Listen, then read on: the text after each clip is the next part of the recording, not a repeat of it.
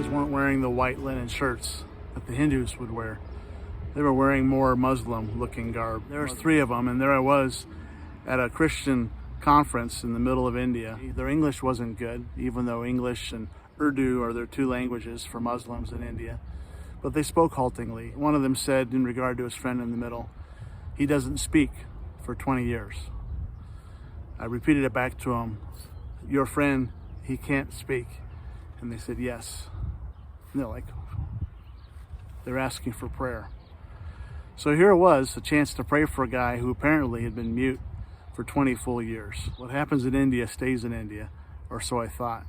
I put my hand on the guy's shoulder and just pleaded with the Lord, Lord, something here, Lord. Then I sat there for a while, nothing was happening. And then I had a weird thought. I thought about when Jesus took spit from his mouth and touched it on the mouth of a person who was mute and healed him. And I was thinking, okay, how do I get my spit on this guy's mouth? And I kind of opened my eyes and looked at him. He had his head bowed down like that. I couldn't even see his mouth. I just saw the top of his head. I ended up licking my hand, and I reached my hand sort of underneath his face and kind of guessed where his mouth was.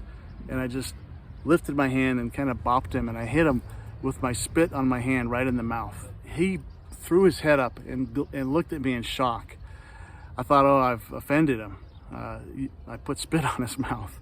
He began speaking, and he had tears running down his face. I'm looking at his friends, and they're smiling at his friend, and the one who spoke a little bit English said to me, now he speaks. And I just had to laugh and say, I could see that. I could see that he's speaking. Jesus told his guys after he did a bunch of healings that the harvest was plentiful. Workers in the kingdom are often people who don't think they can accomplish the Jesus tasks. I didn't think so either until that day. This was 1997. That Jesus could use anybody at any time for his purposes.